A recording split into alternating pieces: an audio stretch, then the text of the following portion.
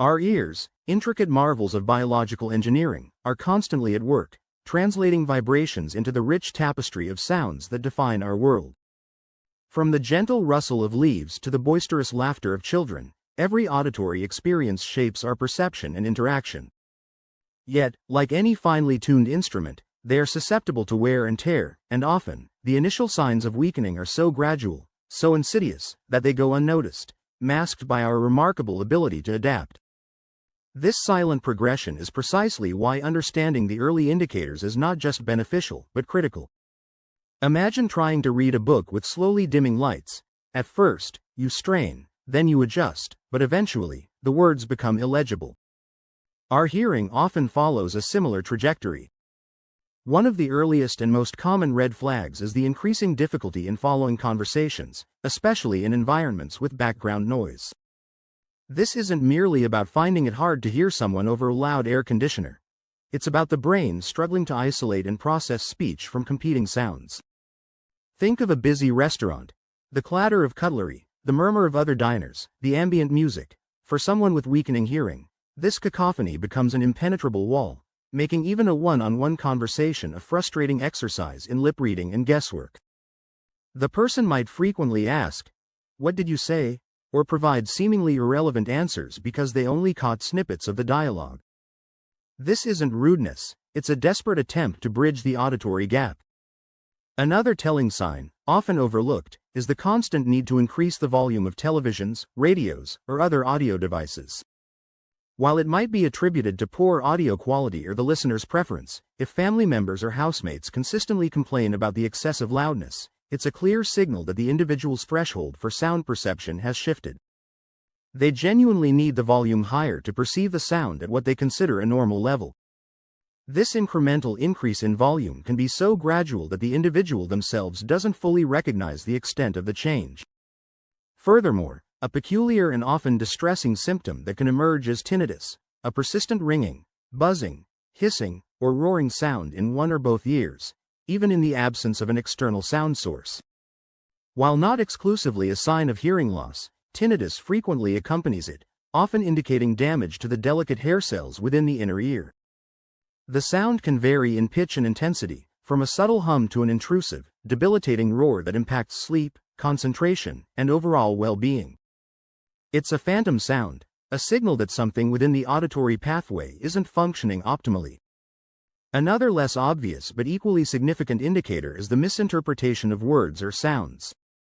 Someone might confuse cat with hat or tree with three, leading to humorous, but often frustrating, misunderstandings. This isn't a problem with understanding language, it's a problem with accurately perceiving the subtle phonetic distinctions that differentiate words. High-frequency sounds are often the first to go, making it difficult to hear consonants like s, f, th, and sh, which are crucial for speech clarity. This can make children's voices, which tend to be higher-pitched, particularly challenging to understand. The emotional and social ramifications of weakening hearing are profound. Individuals may withdraw from social gatherings, avoid group conversations, and become increasingly isolated. The constant strain of trying to hear can lead to fatigue, irritability, and even feelings of anxiety or depression. The fear of misunderstanding, of appearing slow or inattentive, can be a powerful deterrent to engaging in activities they once enjoyed. Imagine being at a family dinner, surrounded by laughter and chatter, yet feeling utterly disconnected, as if a soundproof barrier has descended around you. This sense of isolation is a very real consequence. Pay attention to how frequently you ask people to repeat themselves, or if you find yourself nodding along in conversations without truly grasping the content. Notice if you struggle to hear alarms, doorbells, or telephone rings, sounds that were once easily discernible. Even seemingly minor changes, like preferring quiet environments or finding loud places overwhelming, can be subtle hints. The inability to hear certain high-pitched sounds, such as birdsong or the ticking of a clock, can also be an early warning sign. It's a twist that often the sounds we take for granted, the ambient melody of our world, are the first to fade.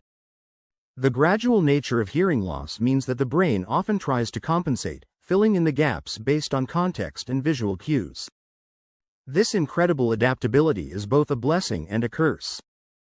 While it allows us to function for a period, it can also delay the recognition of a genuine problem. However, this compensatory mechanism eventually becomes strained, leading to increased cognitive load and mental fatigue. The brain works harder to process incomplete auditory information, diverting resources from other cognitive functions. This is why individuals with untreated hearing loss often report feeling more tired at the end of the day. The surprising truth is that hearing is not just about the ears, it's deeply intertwined with brain health. Research suggests a strong link between untreated hearing loss and an increased risk of cognitive decline, including dementia. The constant deprivation of auditory input can lead to changes in brain structure and function, impacting memory, attention, and executive functions. This connection serves as a powerful payoff for early detection. Addressing hearing loss isn't just about better hearing, it's about protecting your brain's long-term vitality. The ear's intricate structure, from the outer ear canal to the eardrum, the tiny ossicles, malleus, incus, stapes, and the fluid-filled cochlea with its thousands of delicate hair cells, is a testament to nature's engineering. Damage to any part of this system can impair hearing. Sensorineural hearing loss, the most common type, typically involves damage to the inner ear or the auditory nerve. This is often age-related, presbycusis, or caused by noise exposure. Conductive hearing loss, on the other hand, involves problems with sound conduction through the outer or middle ear, often due to earwax buildup, fluid in the middle ear, or a perforated eardrum. It's crucial to understand that not all hearing problems are permanent, and some are treatable. This provides a glimmer of hope, a twist in the narrative, that some perceived weakness can be rectified. The distinction between these types of hearing loss is important because it dictates the course of treatment. This journey of understanding the signs of weakening hearing is an investment in your future.